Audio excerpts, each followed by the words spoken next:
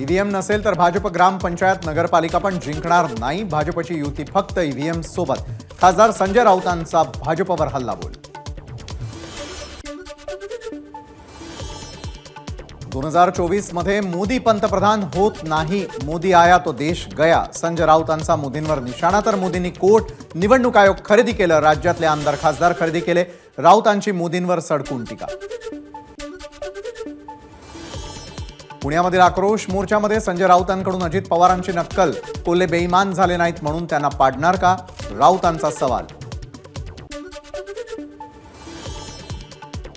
राज्यामध्ये एक फुल दोन डाऊटफुलचं सरकार। मंत्रिमंडळाचा तिढा सोडवण्यासाठी सारखी दिल्लीवारी। शेतकऱ्यांच्या प्रश्नासाठी दिल्लीवारी का नाही? कोल्हेंचा सवाल। सरकारनं तातडीनं घरं फोडणं पक्ष फोडणं सोडून पाण्याचा प्रश्न सोडवावा। खासदार सुप्रिया सुळेंची सरकारकडे मागणी। तर फडणवीस गृहमंत्री झाल्यावरच राज्यातील गुन्हेगारी वाढली। सुळेंची फडणवीसांवर टीका। पुण्यामध्ये खासदार अमोल कोल्हेंच्या शेतकरी आक्रोश मोर्चाचा समारोप। पुणे जिल्हाधिकारी कार्यालयासमोर समारोप सभा। सभेला शरद पवार सुप्रिया सुळेंची उपस्थिती। शेतकऱ्यांच्या खांद्याला खांदा लावून उभा राहीन। जेजुरीमध्ये शेतकरी आक्रोश मोर्चात खासदार अमोल कोल्हेंचं वक्तव्य। तर शेतकरी आक्रोश मोर्चाची मुख्यमंत्र्यांनी दखल घेतली। कोल्हेंची माहिती। पैसे घेऊन संभाजी महाराजांची भूमिका करणाऱ्यांनी देवेंद्र फडणवीसांवर बोलू नये। नितेश राणेंची अमोल कोल्हेंवर टीका। तर अमोल कोल्हे अजित पवारांच्या आशीर्वादानं खासदार झाले। राणेंचं वक्तव्य। निवडणुकीच्या निमित्तानं खासदार अमोल कोल्हेंना शेतकऱ्यांचा आक्रोश दिसला। सूरज चव्हाण यांची अमोल कोल्हेंवर टीका। तर जनतेच्या प्रश्नांसाठी रस्त्यावर उतरले की निवडणुकीच्या भीतीनं हे जनता दाखवून देईल। सूरज चव्हाणांचा कोल्हेंना टोला। अहमदनगर लोकसभेसाठी खासदार सुजय विखेंच्या विरोधामध्ये खासदार सुप्रिया सुळेंच्या नावाची चर्चा। तर प्रतिस्पर्धी कुणीही असो मतदार मोदींच्या पाठीशी उभा राहील। खासदार सुजय विखेंना विश्वास। आगामी निवडणुकांमध्ये काँग्रेसला सन्मानजनक जागा मिळाव्या हीच आमची इच्छा। काँग्रेस नेते नसीम खान यांचं वक्तव्य। तर प्रमुख नेते घेतील तो निर्णय अंतिम असेल। नसीम खान यांची माहिती। ठाकरेंनी महाराष्ट्राला हिंदुत्व दिलं त्यामुळे एक ठाकरे आमच्याकडे आले तर आम्हाला आनंदच होईल। राज ठाकरे आणि एकनाथ शिंदे यांच्या भेटीवर मंत्री गुलाबराव पाटलांची प्रतिक्रिया। राम मंदिर लोकार्पणाचं अजून निमंत्रण नाही। निमंत्रण आलं तर जाणार। केंद्रीय मंत्री रामदास आठवलेंची माहिती। तर उद्धव ठाकरेंना निमंत्रण आल्यावर त्यांनी जावं। संजय राऊत यांनी त्यांना अडवू नये। आठवलेंचा राऊतांना टोला। शिंदे गटाची शिर्डी लोकसभा मतदारसंघाची जागा मी लढवणार। केंद्रीय मंत्री रामदास आठवलेंचं वक्तव्य। तर विद्यमान खासदार सदाशिव लोखंडे यांच्या संदर्भात जेपी नड्डा यांच्याशी चर्चा केली। आठवलेंची माहिती। नागपूर बँक घोटाळा प्रकरणी माजी मंत्री सुनील केदार यांना मोठा धक्का। केदार यांचा जामीन अर्ज कोर्टानं फेटाळला। काँग्रेसच्या प्रमुखांकडून अजून जागा वाटपाचा कोणताही प्रस्ताव नाही। उद्धव ठाकरेंची माहिती। तर राष्ट्रवादीशी जागा वाटपाचं जवळपास निश्चित। तर वंचितबाबत येत्या 2 दिवसात निर्णय। उद्धव ठाकरेंचं स्पष्टीकरण। आपल्या कुलस्वामिनीच्या मंदिराच्या पायऱ्या दुरुस्त करू न शकणारे कर्तृत्ववान मुख्यमंत्री महाराष्ट्रानं पाहिले। भाजप नेते आशिष शेलारांची उद्धव ठाकरेंवर टीका। राम मंदिराच्या उद्घाटनाचं निमंत्रण नसल्यानं उद्धव ठाकरेंचा थैथयाट। भाजप नेते आशिष शेलारांची ठाकरेंवर टीका। राम मंदिर जागेबाबत वाद निर्माण करणारे आणि त्यांची तळी उचलणारे तुमचे लोक होते। शेलारांचा ठाकरेंवर निशाणा। काँग्रेस ठाकरे गटाला 5 पेक्षा जास्त जागा देणार नाही। भाजप आमदार नितेश राणेंचा ठाकरे गटाला टोला। तर राज्याच्या राजकारणामध्ये उद्धव ठाकरेंचं नाव न दिसण्याचा राम देवता शाप देईल। राणेंची ठाकरेंवर टीका। बाबरीचा ढाचा पाडला तेव्हा शिवसेनेकडून मोरेश्वर सावे तिथे होते। मात्र आता जे बोलतायत ते तिथे नव्हते। शिरसाट यांची उद्धव ठाकरे आणि संजय राऊतांवर टीका। आताचे मुख्यमंत्री भेटतात तरी आधीचे मुख्यमंत्री भेटत नव्हते। संदीप देशपांडेंचा उद्धव ठाकरेंवर निशाणा।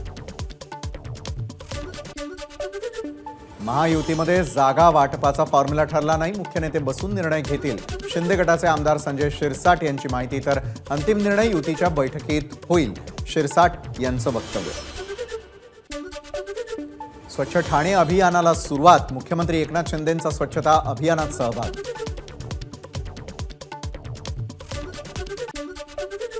मी घरी बसणारा मुख्यमंत्री नाही, मी फील्डवर उतरणारा, लोकांमध्ये जाणारा मुख्यमंत्री. मुख्यमंत्री एकनाथ शिंदेंचा उद्धव ठाकरेंवर निशाणा. भजनी मंडळामध्ये मुख्यमंत्री एकनाथ शिंदे सहभागी, टाळ हाती घेऊन मुख्यमंत्री भजनात दंग.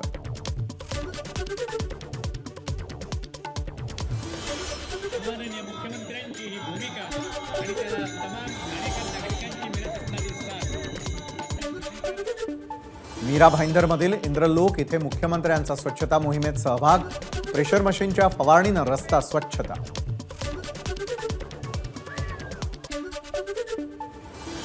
मुख्यमंत्री स्वच्छता अभियानावर विरोधी पक्षाकडून फोटो सेशनचा आरोप. तर विरोधी पक्षांच्या फोटो सेशन आरोपाला कामातून उत्तर देणार मुख्यमंत्री एकनाथ शिंदेंची प्रतिक्रिया. मावळ लोकसभेवर भगवा फडकवा, माजी महापौर संजोग वाघेरे यांच्या प्रवेशानंतर उद्धव ठाकरेंचे शिवसैनिकांना आदेश.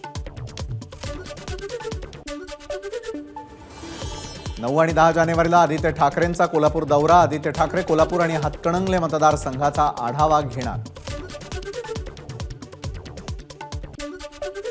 छत्रपती संभाजीनगर रेल्वे स्थानकावर वंदे भारत रेल्वे येण्या अगोदरच खासदार इम्तियाज जलील परतले. यावेळी जलील यांच्या समोर भाजप कार्यकर्त्यांची जोरदार घोषणाबाजी.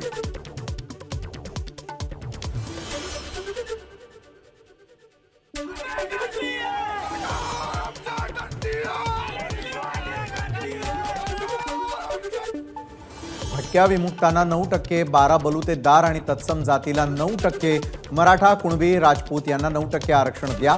अशा पद्धतीने आरक्षणाचं वर्गीकरण केल्यानंतर सर्व समाज घटकांना न्याय मिळू शकतो, हरिभाऊ राठोड यांचं वक्तव्य. कोकण रेल्वेचं भारतीय रेल्वेमध्ये विलिनीकरण करावं, मंत्री दीपक केसरकरांची केंद्र सरकारकडे मागणी.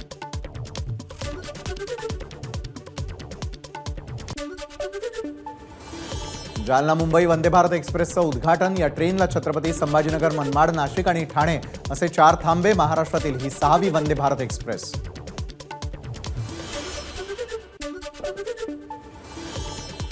जालन्यामधील वंदे भारत एक्सप्रेसच्या उद्घाटनाला उपमुख्यमंत्री देवेंद्र फडणवीस आणि केंद्रीय रेल्वे राज्यमंत्री रावसाहेब दानवेंची उपस्थिती.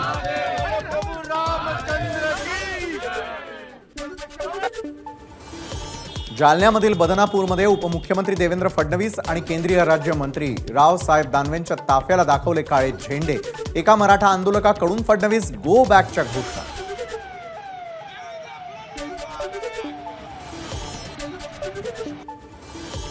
छत्रपती संभाजीनगरमध्ये एमआयएम आणि भाजपचे कार्यकर्ते आमने सामने. एमआयएमच्या कार्यकर्त्यांकडून इम्तियाज जलील जिंदाबादच्या घोषणा, तर भाजपकडून भाजपच्या समर्थनार्थ घोषणा. बाहेर कार्यकर्त्यांची एकमेकांविरोधात घोषणाबाजी, तर आतमध्ये नेत्यांच्या गप्पा.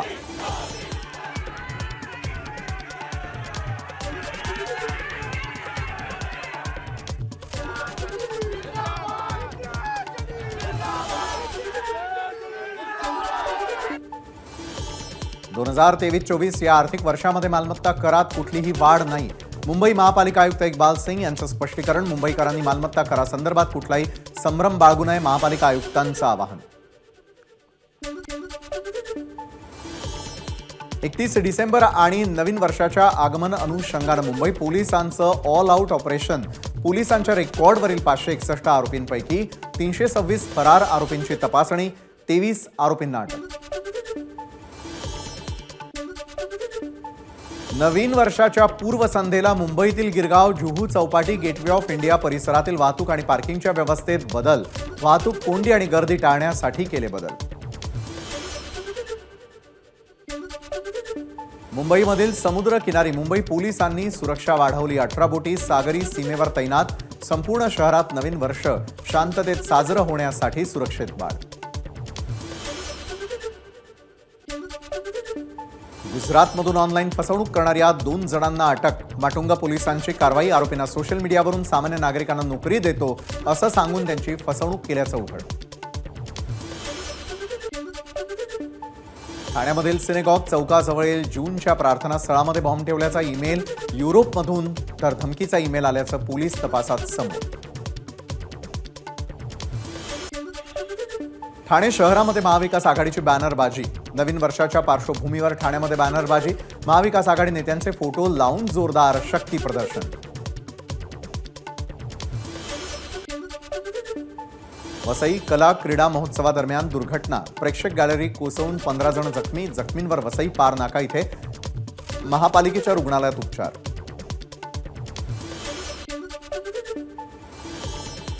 विरारमध्ये राहणाऱ्या 2 बांगलादेशी नागरिकांना अटक। विरार पूर्वच्या चंदासार परिसरामध्ये 10 वर्षांपासून बेकायदेशीरपणे राहत असल्याचं समोर। पालघरच्या बोरांडा इथे बस आणि डंपरचा भीषण अपघात। 2 चिमुकल्यांचा जागीच मृत्यू तर 10 ते 15 जण गंभीर जखमी। खासदार राजेंद्र गावितांकडून जखमींना मदत।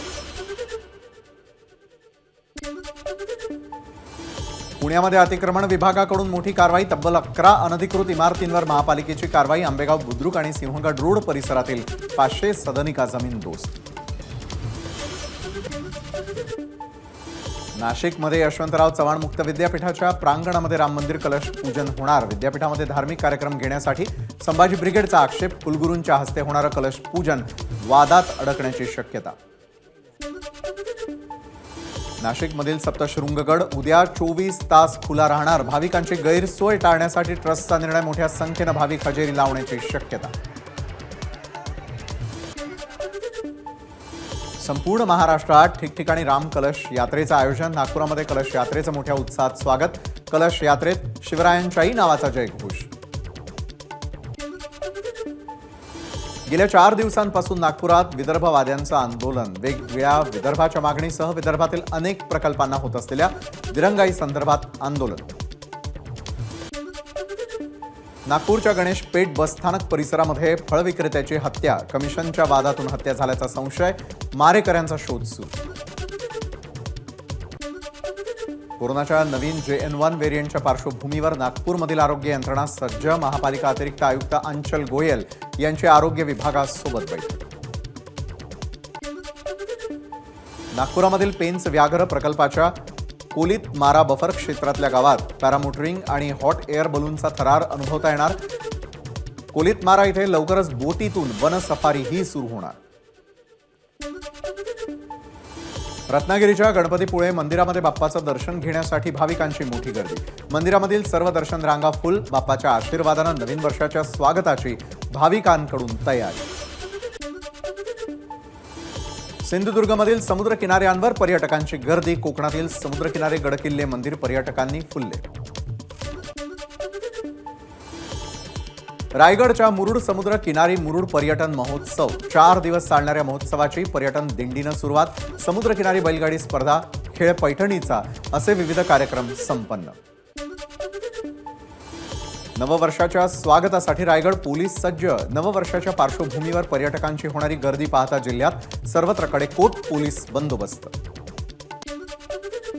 रायगड जिल्ह्यामधील तामिणी घाटात खासगी प्रवासी बसचा अपघात। 2 महिला प्रवाशांचा मृत्यू, 55 जण जखमी। छत्रपती संभाजीनगरच्या कुंभारवाडा परिसरामध्ये गावठी दारू बनवणाऱ्या कारखान्यावर कारवाई। लाखोंचा मुद्देमाल जप्त। राज्य उत्पादन शुल्क विभागाची कारवाई। कोल्हापूर शहराजवळील 6 गावांचा हद्दवाढीबाबत लवकरच निर्णय घेणार। पालकमंत्री हसन मुश्रीफांचं वक्तव्य। मुश्रीफांच्या वक्तव्यानंतर 6 गावातील ग्रामस्थ पुन्हा आक्रमक। एबीपी माझा, उघडा डोळे बघा नीट।